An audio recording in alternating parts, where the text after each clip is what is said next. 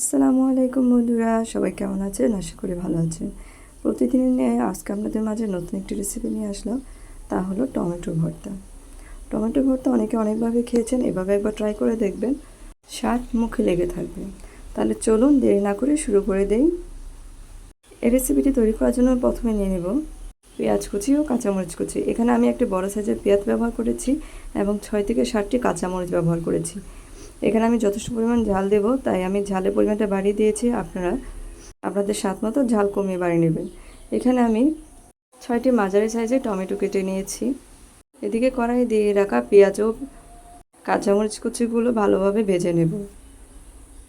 উপকরণগুলো একদম নরম হয়ে আসা পর্যন্ত অপেক্ষা করব। যখন নরম হয়ে আসবে এর মধ্যে দিয়ে দেব কুচি করে রেখে দেওয়া টমেটোগুলো, দিয়ে ভালোভাবে একটু নাড়িয়ে চাড়িয়ে নেব এবং এর মাঝে দিয়ে দেব স্বাদ মতো লবণ।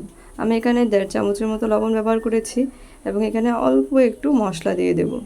দিয়ে উপকরণগুলো ভালোভাবে নাড়িয়ে দেব। উপকরণগুলো ভালোভাবে নাড়িয়ে চাড়িয়ে দেব যেন টমেটোর সাথে লবণটি ভালোভাবে মিশে যায়। এখানে লক্ষ্য রাখবেন টমেটোতে যেন শুরুতেই লবণ দেওয়া হয়। যদি শুরুতে লবণ না দেন তাহলে টমেটো সিদ্ধ হতে সময় লাগবে। এরপর যে ঢাকনা তোলার পর দেখতেই পাচ্ছেন টমেটো থেকে যথেষ্ট পরিমাণ পানি বের হয়ে গেছে এবং টমেটোগুলো ভালোভাবে সিদ্ধ হয়ে গেছে। এরপর যে আমি চামচ দিয়ে ট্যাপ ট্যাপ করে টমেটোগুলো ভালোভাবে মিশিয়ে দেব। দেখতে পাচ্ছেন মেশানো শেষ হয়ে গেলে উপরে অনেকটা পানি বের হয়ে এসেছে। আপনারা যারা ঝোল টাইপের ভর্তা পছন্দ করেন তারা ঠিক এভাবেই খেতে পারেন। আমি অবশ্যই এখানে কোনো প্রকার পানি রাখবো না, তাই চুলার আঁচ একদম লো করে দিয়ে এই রেসিপিটি তৈরি করব।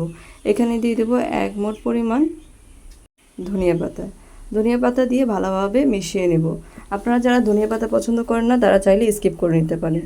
এখানে দেখতে পাচ্ছেন এখন অনেক পানি রয়েছে, তাই আমি চুলার আঁচ একদম লো রেখে সময় দিব যাতে পানিটি শুকিয়ে যায়।